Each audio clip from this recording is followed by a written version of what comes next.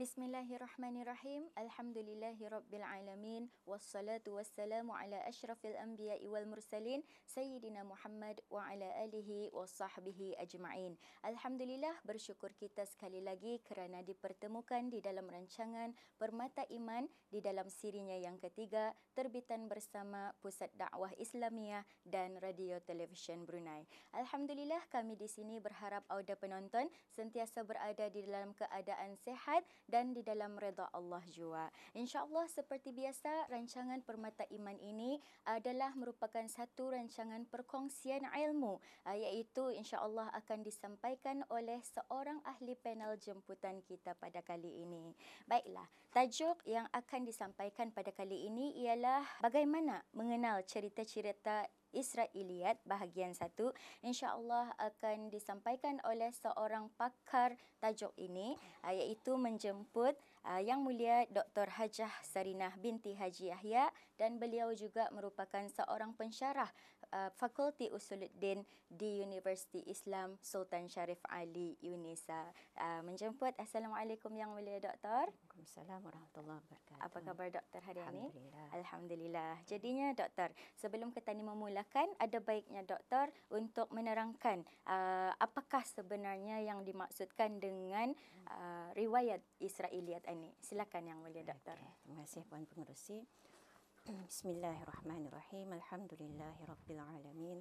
Wassalatu wassalamu ala sayyidina Muhammad wa ala alihi wa sahbihi ajma'in. Rabbi shrah li sadri wa yassir li amri wahlul 'uqdatam min lisani yafqahu qawli. Alhamdulillah, terima kasih. Atas soalan yang pertama itu tadi, iaitu berkenaan apakah yang dimaksudkan dengan lafaz Israiliyat itu.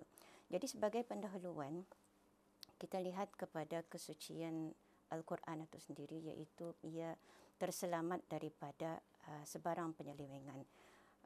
Firman Allah Ta'ala, A'udzu billahi minasyaitanir rajim. Inna nahnu nazzalna dzikra wa inna lahu lahafizun. Sesungguhnya kamilah yang menurunkan Al-Quran dan sesungguhnya kamilah yang benar-benar pemeliharanya. Maksudnya di sini Al-Quran tidak akan sekali-kali dapat dikacau ataupun dapat diseleweng oleh mana-mana cubaan untuk menyelewengkannya, kerana Allah SWT sudah menjanjikannya terselamat ataupun tidak akan dikacau oleh siapa-siapa yang mahu untuk memasukkan sebarang penyelewengan. Akan tetapi tetap saja ada cubaan untuk menyelewengkan Al-Quran ini. Dan kalau di dalam ilmu tafsir Al-Quran, perkara semacam ini dikenali dengan dakhil di dalam ilmu tafsir. Itu bukan saja yang dilakukan oleh orang Arab sendiri, bahkan juga orang bukan Arab pun sudah mula untuk mencuba menyelewengkan Al-Quran ini. Jadi berbalik kepada dakhil dalam tafsir ini, apa maksud dakhil ini dahulu? Yang dakhil ini berasal daripada perkataan dakhala, ya, telah masuk. Itu dari segi bahasa, iaitu apa saja yang masuk kepada sesuatu. Tapi kalau berbalik kepada, kalau dakhil, ia berbalik kepada atau merujuk kepada sesuatu yang buruk, sesuatu celah, sesuatu aib yang masuk kepada sesuatu yang lain. Jadi berbalik kepada dakhil di dalam tafsir, ia apa saja keburukan ataupun penyelewengan yang memasuki ilmu tafsir Al-Quran, iaitu yang dilakukan oleh orang untuk menyelewengkan ayat-ayat suci Al-Quran. Jadi kalau di dalam dakhil dalam tafsir ini, ia merangkumi apa yang berkaitan dengan riwayat Israiliyat itu, kemudian apa yang berkaitan dengan maudhu'at, iaitu hadis-hadis maudhu', hadis-hadis palsu, dan apa saja keburukan ataupun celaan yang dilakukan oleh orang untuk menyelewengkan ayat-ayat Al-Quran. Jadi berbalik kepada persoalan tentang apakah yang dimaksudkan dengan riwayat Israiliyat ya. Jadi riwayat Israiliyat ini, kalau dari sudut bahasa Israiliyat kan, ia adalah satu kata nama dalam bentuk jamak ataupun plural kepada Israiliyah, iaitu merujuk kepada bangsa Israel. Dalam bahasa Ibrani, Israel ini maksudnya hamba Tuhan. Kalau dari segi istilah yang kita ni maksudkan dengan riwayat Israiliyat, kalau dikaitkan dengan tafsir Al-Quran, ialah riwayat-riwayat ataupun cerita-cerita Al-Quran yang berkaitan dengan Al-Quran tapi sumbernya adalah daripada sumber bangsa Israel. Bangsa Israel ini ia adalah keturunan daripada Nabi Yaqub bin Ishaq bin Ibrahim alaihimussalam, bapa kepada keturunan 12 orang adik-beradik, iaitu orang-orang Yahudi ini adalah dari keturunan diorang inilah 12 orang ini. Kalau melihat kepada zahir perkataan Israiliyat ini, ia menunjukkan kepada kisah yang asalnya sumbernya adalah daripada sumber Yahudi. Namun, para ulama tafsir dan hadis menggunakannya dengan erti kata yang lebih luas dan menyeluruh. Apa artinya yang benarnya? Riwayat Israiliyat ini ialah apa saja yang menceroboh masuk ke dalam ilmu tafsir dan hadis, yang terdiri daripada apa saja cerita dongeng, apa saja cerita khurafat, apa saja yang ketani gelar macam legenda lama yang dikaitkan asal periwayatannya dengan sumber Yahudi ataupun Nasrani ataupun selain daripada kedua-duanya. Jadi secara ringkasnya Israiliyat ini apa-apa yang diracuni oleh musuh-musuh Islam ke dalam tafsir Al-Quran dan juga hadis, tidak kira sama ada dari bangsa Yahudi atau selainnya. Tujuannya adalah lain tu. Tujuannya adalah untuk merosakkan akidah umat Islam. Masya Allah, subhanallah. Begitulah dia Ustazah. Itulah dimaksudkan dengan Israiliyat itu adalah merupakan satu cerita yang ditokok tambah di dalam Al-Quran itu sendiri. Masya Allah, supaya semoga kita ini terselamat daripada penyelewengan tersebut. Jadinya Ustazah, oleh itu di sini ada lagi sedikit pertanyaan Ustazah, bahawa perkataan Israiliyat itu sendiri Ustazah selalunya dikaitkan ataupun merujuk kepada bangsa Yahudi. Adakah mungkin kerana perkataan Israel itu sendiri atau bagaimana Ustazah? Silakan yang mulia Ustazah. Okey, terima kasih. Jadi lafaz Israiliyat itu macam lebih nampak terserlah dikaitkan dengan Israel, iaitu bangsa Yahudian ya. Memang pun sebabnya majoriti sumber Yahudi daripada riwayat Israel ini nampak lebih banyak. Sebabnya mereka banyak merujuk kepada riwayat-riwayat daripada bangsa Yahudian ini. Dan sebab apa? Sebab bangsa Yahudi ini terkenal dengan segala kebatilan sebenarnya. Dan Al-Quran sendiri merekodkan di dalam ayat Al-Quran, kaum Yahudi sangat memusuhi dan membenci Islam dan orang-orang muslimin. Kalau kita ni rujuk dalam surah Al-Maidah ayat 82, A'udzu billahi minasyaitonir rajim, la tajidanna ashaddan nasi adawatan lil ladzina amanu al-yahud wal ladzina asyraku.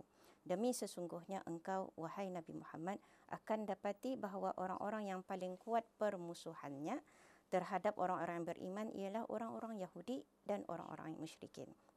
Jadi nampak daripada ayat ini, orang-orang Yahudi tah yang banyak mendatangkan penyelewengan ataupun permusuhan terhadap kaum muslimin dan juga agama Islam itu sendiri. Jadi sebab itu tah nama Israiliyat itu lebih nampak terserlah dalam lafaz Israiliyat ini. Sebab lain juga, orang Yahudi ini adalah golongan ahli kitab yang paling rapat sebenarnya hubungan dengan orang Islam itu sendiri. Kalau kita ni lihat kepada sejarah, kepada sirah Nabi Muhammad SAW, terutamanya selepas hijrah Nabi SAW ke Madinah, akan ada peristiwa di mana orang-orang Yahudi ini bergaul rapat sebenarnya dalam masyarakat Islam pada masa tersebut. Antaranya kalau kita boleh selalu pernah mendengar Bani Qainuqa, Bani Quraizah, Bani An-Nadir, itu semua adalah golongan ataupun kaum Yahudi. Dan juga pengetahuan orang-orang Yahudi ini, bangsa Israel ini sebenarnya lebih banyak. Sebab apa? Mereka tahu daripada kitab-kitab durang. Pun begitu, walaupun cuma tu, durang selewengkan. Durang selewengkan kadang-kadang ilmu ada durang tu ada yang benar tapi durang selewengkan. Sebabnya apa? Sebab untuk menipu ataupun mendatangkan tipu hela kepada Al-Quran dan juga agama Islam itu secara keseluruhan. Masya-Allah, alhamdulillah. Jadinya doktor nampak kepada kita ni bahawa dengan cerita-cerita tu selalunya merambangkan pemikiran orang Islam, doktor. Ia kadangnya penyampaian ceritanya tu macam benar usulnya. Kalau kita ni mengetahui sesuatu tu tanpa ilmu pengetahuan yang benar. Jadinya doktor di sini macam mana doktor riwayat Israiliyat ini boleh sebenarnya terserap di dalam tafsir Al-Quran itu, doktor? Terima kasih, doktor. Okay, terima kasih. Ini tentang riwayat Israel ini macam mana boleh wujud di dalam kitab-kitab tafsir Al-Quran dan menjadikan ayat-ayat Al-Quran itu tafsir itu terseleweng daripada tafsiran yang sebenar. Kalau kita ni lihat riwayat Israiliyat ini sebenarnya dikategorikan sebagai kelemahan atau kepalsuan dalam jenis tafsir yang kita ni dalam ilmu tafsir digelarkan sebagai tafsir bil ma'thur, iaitu tafsir yang bersumberkan kepada Al-Quran itu sendiri, kemudian kepada sunnah Nabi sallallahu alaihi wasallam, kata-kata para sahabat dan kata-kata para tabi'in. Di sini riwayat Israiliyat ini menyusup masuk, ya. Ia bermula sebenarnya pada zaman para sahabat. Kalau pada zaman Nabi sallallahu alaihi wasallam susah sedikit sebabnya Nabi masih ada. Jadi para sahabat dapat bertanya. Jadi apabila Nabi sallallahu alaihi wasallam sudah wafat, tinggal para sahabat untuk mengajarkan para tabi'in. Jadi di sinilah mulanya berkembang riwayat Israiliyat itu sebabnya Islam itu sudah banyak tersebar. Ya, jadi pengetahuan orang-orang Islam masa itu pun sudah semakin banyak dengan percampuran orang-orang Islam itu sendiri dengan bangsa-bangsa yang lain. Jadi inilah yang diungkapkan juga oleh Ibn Khaldun bila mana berbicara tentang riwayat Israiliyat ini, bagaimana boleh masuk di dalam ilmu tafsir Al-Quran. Ia menyatakan keinginan orang-orang Arab itu sendiri timbul untuk bertanya-tanyakan tentang kisah-kisah Al-Quran yang tidak secara terperinci disebutkan di dalam Al-Quran. Jadi diorang tanya lagi umat-umat yang terdahulu yang masih hidup pada masa itu. Jadi diorang ini bertanya kepada orang-orang Yahudi dan juga Nasrani. Dan apabila mereka ini sendiri masuk Islam, masuk Islam, diorang pun masih terkesan dengan yang ilmu yang diorang masih tahu itu, yang daripada kitab-kitab terdahulu. Jadi sebab ini kalau difahami daripada kata-kata Ibn Khaldun ini, dilihat ada dua aspek, iaitu macam mana riwayat Israiliyat ini tersebar, iaitu daripada aspek sosio budaya kemasyarakatan dan aspek agama itu sendiri.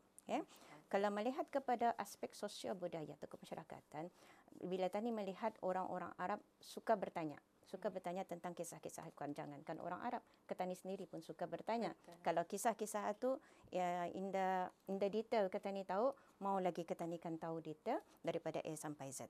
Sebab itu ini dari satu aspek kemasyarakatan.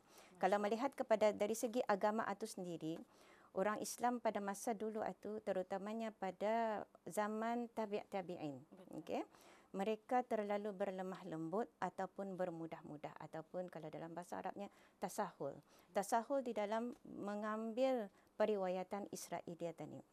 Dan diorang indah berusaha untuk menentukan kesahihannya. Masya Allah. Okey, terima kasih Yang Mulia Doktor. Walau bagaimanapun ada penonton masa telah mencemburui kita, tetapi walau bagaimanapun insya-Allah tajuk bagaimana mengenal cerita-cerita Israiliyat ini insya-Allah akan disambung di minggu akan datang di bahagian kedua episod akan datang insya-Allah. Jadinya begitu saja Yang Mulia Doktor. Terima kasih atas pencerahannya. Baiklah Auda, saya mewakili penerbit. Rujuklah segala ilmu yang didapat melalui guru ataupun pakar-pakarnya tersendiri sebelum mengamalkan dan menyebarkannya. Dengan ini akhir kalam daripada kami. Aqulu qauli hadza wa astaghfirullah li wa lakum. Wassalamualaikum warahmatullahi wabarakatuh.